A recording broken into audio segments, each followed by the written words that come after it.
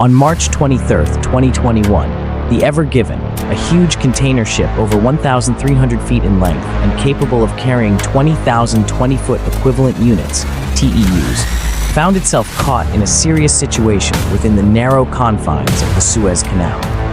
The ship, operated by the Taiwanese company Evergreen Marine, was navigating through one of the most critical waterways for global trade on its journey from Tanjung Pelepas in Malaysia to Rotterdam in the Netherlands. While traveling through the canal in northern Egypt, the ship encountered tumultuous weather, with strong winds and a sandstorm drastically reducing visibility. The ship, pushed by these strong gusts, ended up stuck diagonally across the canal, its bow stuck firmly into one bank, while its rear was caught against the opposite. This unexpected obstacle in the canal stopped all sea traffic, causing an immediate halt that would soon have widespread effects on international shipping and the complexities of global trade.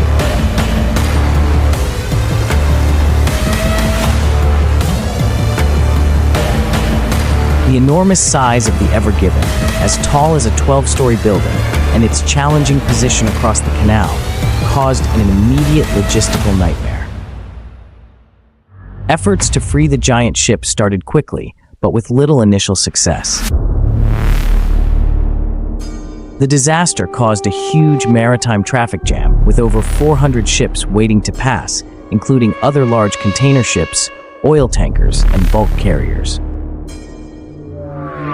Every day of blockage was estimated to cost the movement of goods worth $9.6 billion, adding up to a breathtaking $400 million per hour.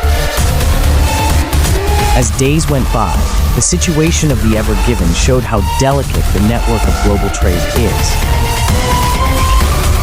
The Suez Canal, a critical passage for the movement of goods between Asia and Europe, handles about 10% of worldwide trade.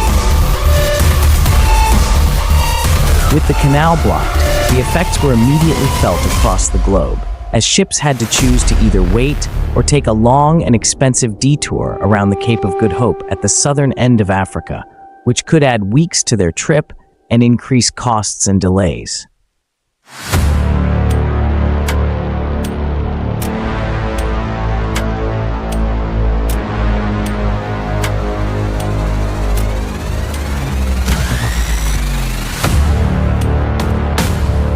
The blockade of the Suez Canal by the Evergreen caused a chain reaction in the global economy, affecting everything from the shipping industry to the final buyer. Shipments of crude oil, natural gas, and refined petroleum were stopped, causing ups and downs in global energy markets. In Europe and Asia, delays threatened to interrupt manufacturing, as just-in-time supply chains, especially within the automotive industry, were in need of necessary parts. Retailers worldwide prepared for inventory shortages, affecting a wide range of goods from furniture to electronics. Countries next to the Red Sea, whose economies greatly depend on canal income, watched with worry. Egypt alone lost $12 to $15 million in income for each day the canal was blocked. Insurance companies prepared for millions in claims, port congestion got worse, and shipping companies felt the squeeze as their ships were stuck. Freight rates went up because of the lack of available ships and containers, increasing the cost pressures on global trade.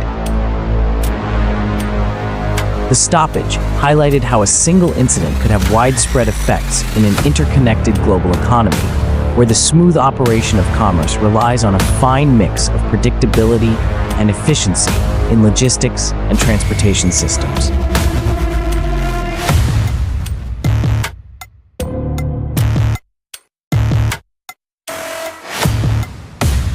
Extraction of the Evergreen was a huge task.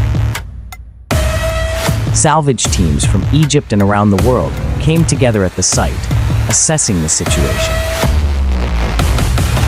The ship's front and back were deeply stuck in the sandy banks, while its heavy weight, made heavier by its cargo, pressed down on the canal's bed. Dredgers worked non-stop to to remove sand and mud from around the stranded vessel, taking out more than 27,000 cubic meters of sediment. Salvage and tugboat crews worked together, waiting for the help of natural forces. A lucky break came in the form of spring tides, which provided the extra water height needed for a new series of extraction efforts. By March 29th, with the full moon's pull causing a spring tide, the mix of human effort and the push from nature finally paid off.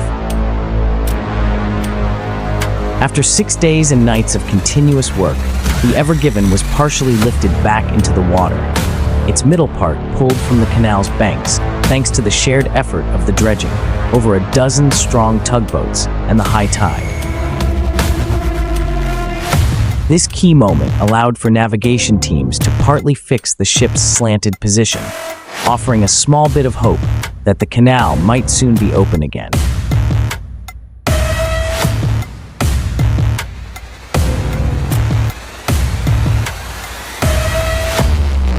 On the afternoon of March 29, 2021, the vessel was finally completely refloated, allowing for controlled repositioning to the Great Bitter Lake, a wider section of the canal where it underwent technical examination.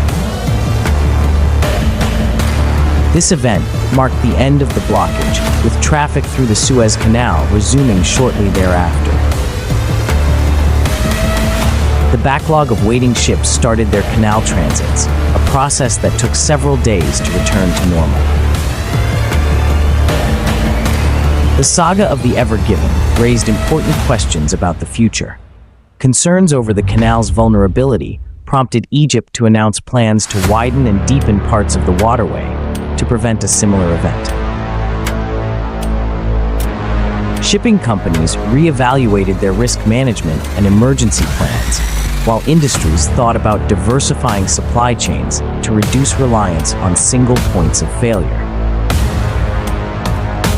The event also sparked legal conflicts, with the ship's owners and insurers facing demands from the Suez Canal Authority for payment for the damages suffered.